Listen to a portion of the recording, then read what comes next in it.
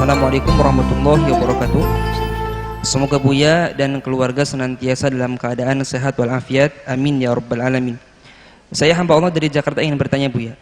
Saya seorang karyawati di sebuah perusahaan swasta. Yang ini saya tanyakan, bagaimana saat syahwat bergejolak ketika sedang bekerja? Apakah dibolehkan dituntaskan sendiri? Sedangkan suami berbeda tempat kerja dan tidak memungkinkan untuk bertemu atau menyalurkan syahwat dengan halal. Mohon bimbingannya Bu. Syahwat itu kebutuhan seperti orang-orang makan dan minum. Hanya bedanya kalau makan dan minum ditahan-tahan tetap lapar. Tapi kalau syahwat itu bisa dialihkan dengan cara kita menghindar dari sebab bangkitnya syahwat. Mungkin diganti dengan berzikir, diganti dengan kesibukan-kesibukan syahwat. Jadi bukan, memang ada kebutuhan, ada berkala orang bangkit syahwat, tapi ternyata sangat mudah petunjuk dari Nabi kalau orang bangkit syahwatnya bisa mudah dialihkan. Dan syahwat itu, hawa nafsu itu bisa diusir dengan mudah. Misalnya bangkit syahwat tiba-tiba, dia bisa saja baca Al-Quran, baca zikir, membaca sejarah Nabi atau apa, langsung hilang itu syahwat. Itu syahwat apa itu? Syahwat yang tiba-tiba datang kepada Anda, wahai ukhti yang solehah. Kalau syahwat yang tiba-tiba datang kepada Anda begitu mudah untuk Anda usir, percaya. Tapi yang repot adalah syahwat yang Anda undang. Sambil buka HP, melihat gambar yang tidak pantas. Nah ini, kita yang mengundang, kita ingin mengusir, bohong dah. Makanya syahwat yang kita undang susah kita usir, karena kita mengundangnya.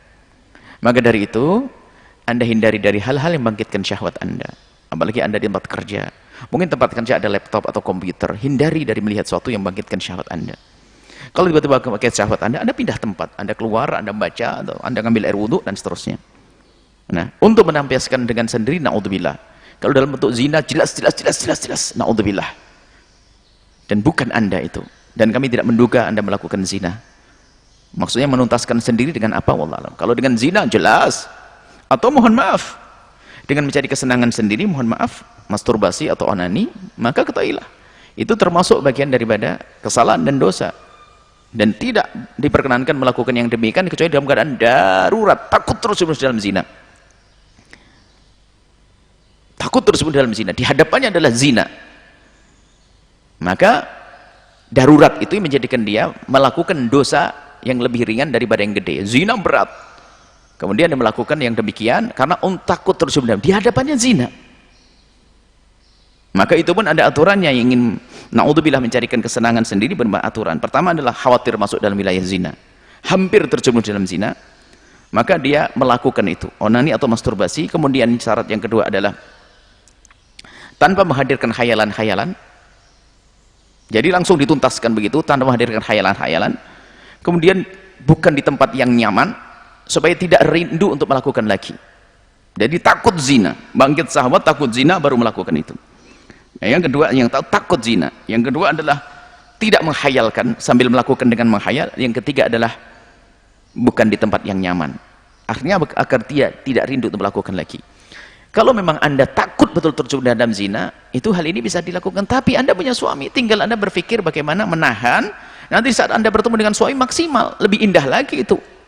Apalagi suami Anda bukan hanya susah bertemu, tapi ada waktu kan, apakah seminggu sekali, setengah sebulan sekali, itu keindahan. Takutlah kepada Allah, intinya situ kuncinya. Jadi kalau Anda mencari kesenangan sendiri tidak diperkenankan. Kalau zina sangat jelas, na'udzubillah, nggak ada alasan apapun. Adapun kalau tadi masalah masturbasi, onani, dilihat seperti apa, na'udzubillah. Kalau memang orang darurat betul baru melakukan itu untuk darurat tersebut. Dan semoga Allah menjauhkan kita dari syahwat-syahwat yang liar, dari kehinaan-kehinaan. Semoga Allah mengampuni semuanya. Baik, seperti itu. Dan berharaplah atau berusahalah untuk bisa punya kerjaan yang dekat dengan suami, sering bertemu dengan suami agar syahwat Anda terpenuhi dengan cara yang halal, berkah. Wallahu a'lam bishawab.